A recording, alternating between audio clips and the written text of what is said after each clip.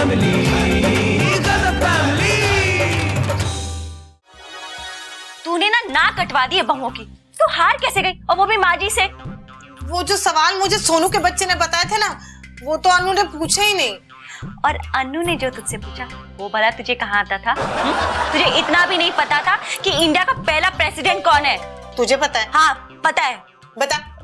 हाँ बता। वो फर्स्ट प्रेसिडेंट। हाँ बोल। छट ये सब। देख, तू पहले पूछती तो तुझे भी फायदा हो जाता, अब पूछ के क्या फायदा है?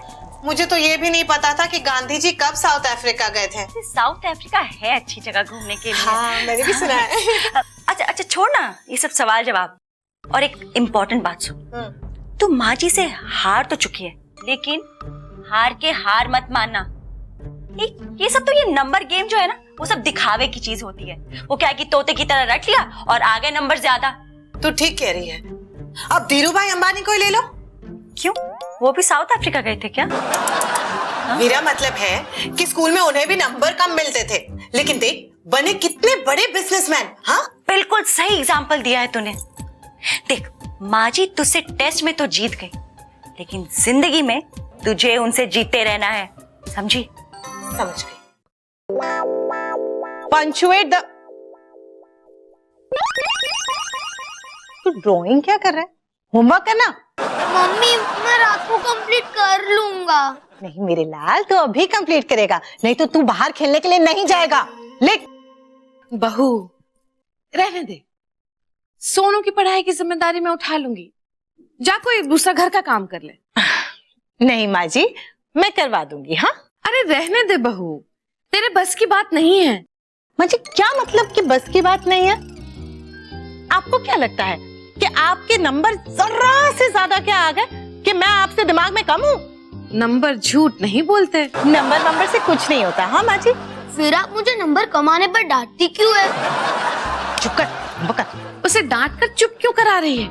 जवाब देना उसकी बात का। वो क्योंकि बेचारे सोनू के नंबर जरूर कम आते हैं, टीचर इसे डांटती जरूर है, लेकिन ये दिमाग से बड़ा तेज है। अच्छा, मैं दिमाग से तेज हूँ क्या? हाँ मेरे लाल। मम्मी आपने मेरी फर्स्ट टाइम तारीफ की है। स्वीटी बहू क्यों झूठ बोल रही है बच्चे से? मतलब मैं दिमाग से तेज नहीं हूँ? नहीं मेरे लाल, तू बहुत इंटेलिजेंट है, बहुत तेज है दिमाग से, बिल्कुल मेरी तरह। और वैसे माँ जी आप भी तो अंदर से जानती हैं कि मैं आपसे दिमाग में तेज हूँ। मेरा दिमाग तुझसे ज्यादा तेज है। हाँ तभी तो आपको उस फोटो वाले आदमी का नाम नहीं पता था। कौन फोटो वाला? सेवक राम। सेवक राम? ये कौन है? बड़े महान समाज सेवक थे बेटा, और तुम्हारी दादी को ये नहीं पता था। पर बहू नंबर तो मेरे ही ज्यादा आए ना, दिमाग तो मेरा ही तेज है, और तेरे बेटे का दिमाग तुझ पर गया है। माँ जी आप मेरे बच्चे को क्यों बीच में ला रही हैं? ये आपके बेटे पे गया ना? बहुत हो गया, क्यों झगड़ा कर रहे हैं आप लोग?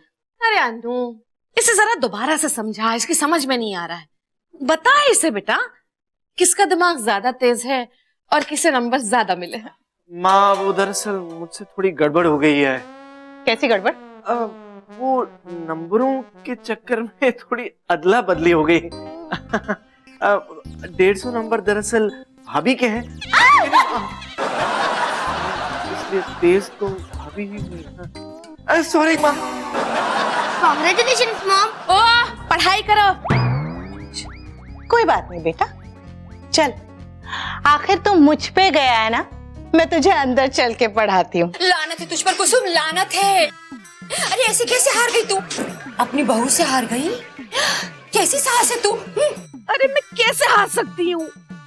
मैंने सवालों का पर्चा चुरा कर सारे जवाब रट लिए थे, फिर भी मैं हार गई। ऐसे कैसे हो सकता है? तूने चोरी की? हाँ तो बिना चोरी किए हुए मैं सारे जवाब दे सकती थी क्या? अरे चोरी का माल मोरी में, तेरे साथ भी वही हुआ। अब रहे अपनी बहू के सामने मुंह लटकाए। मैं क्यों मुंह लटकाऊं? और ना ही मैं हार मारने वाली हूँ। अरे सारे जवाब दिए थे मैंने, सिवाय उसके वो एक फोटो वाले आदमी के। वो सेवक राम, वही, बाकी तो सारे जवाब दिए थे मैंने। इसीलिए तो तेरी बहू जीत गई। बड़े लोग जैसे कि दादी इन लोगों को इस बात से कोई फर्क नहीं पड़ता कि इनकी नॉलेज क्या है, नॉलेज है भी या नहीं, पर इनके पास एटीट्यूड वो पूरा होता है जो इनके हारने के बाद भी इन्हें हार नहीं मानने देता। और यही एटीट्यूड अपनी हार को किसी ना किसी तरीके से जीत में बदलने की पूरी कोशिश करता है। माँ जी, आप ही तो कहती है ना कि नंबर झूठ नहीं बोलते, तो फिर आप मुझसे तेज कैसे हो गई? चल ठीक है, तू मुझसे ज्यादा तेज है ना, तो मेरे सवाल का जवाब दे। पूछिए। ये बता कि रामायण किसने लिखी थी? ये तो कोई भी जानता है। कोई भी की बात नहीं कर रही हूं मैं, तुझे पता है कि नहीं वो बता। वाल्मीकि जी ने। अच्छा, महाभारत किसने लिखी ये बता। वो भी वाल्मीकि जी ने ही लिखी होगी। गुड्डू, वाल्मीकि जी ने महाभारत लिखी थी। क्यों? एक आदमी 2 किताबें नहीं लिख सकता? क्यों नहीं लिख सकता? पर महाभारत ना वेद व्यास जी ने लिखी थी। चलिए, मुझे ये नहीं पता था, आपको तो सब पता है ना। तो ये बताइए कि सेवक राम जी साउथ अफ्रीका कब गए थे? ये सेवक राम कौन है? इतने महान समाज सेवक थे वो, वही जिनकी तस्वीर अन्नू ने दिखाई थी। अरे वो जब गया होगा तो गया होगा। तू मुझे ये बता कि राम जी के पिताजी का नाम क्या? सेवक राम जी, उनके पिताजी का नाम क्या था? राम जी किस उम्र में वनवास के लिए गए थे? सेवक राम जी किस उम्र में साउथ अफ्रीका गए थे? अरे पहले तू मुझे ये बताइए, सेवक राम है कौन भला? माँ जी, वो बहुत बड़े समाज सेवक हैं। क्या? अरे क्या बात हो रही है यहाँ? अनु, मैंने तेरे हर सवाल का सही जवाब दिया था ना, फिर इसके नंबर ज्यादा कैसे आए? वो माँ, भाभी, दरअसल मुझे आप दोनों को एक बात कहनी है। क्या? क्या? वो जो मैंने आप दोनों का टेस्ट लिया था ना, वो दिमाग चेक करने वाला टेस्ट नहीं था। तो वो दरअसल ह्यूमन बिहेवियर का टेस्ट था। अब ये क्या भला है?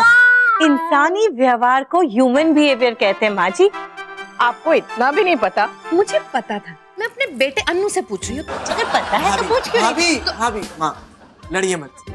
दरअसल ये टेस्ट ये जानने के लिए था कि जब 2 इंसान जो किसी रिश्ते में जुड़े हुए हैं, अगर वो आपस में कभी कंपटीशन करते हैं, तो जीत हार के बाद उनका एक दूसरे के प्रति कैसा कैसा व्यवहार होता है। मतलब तूने जानबूझकर हम दोनों की लड़ाई करवाई? हाँ, मैंने तो सिर्फ टेस्ट दिया था, लड़ाई तो आप दोनों आपस में खुद ही कर रहे थे। मतलब अनु, तुम्हें ये नहीं पता कि हम दोनों में से किसका दिमाग ज्यादा तेज है? मेरी नजर में आप दोनों का दिमाग बहुत तेज है। चलता हूँ।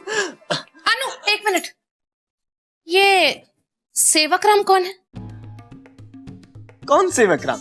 अरे वो समाज सेवक जिसकी तस्वीर दिखाई थी तूने मुझे। माँ, वो तो मेरे दोस्त के पापा की फोटो थी माँ। आपको किसने कहा वो समाज सेवक हैं?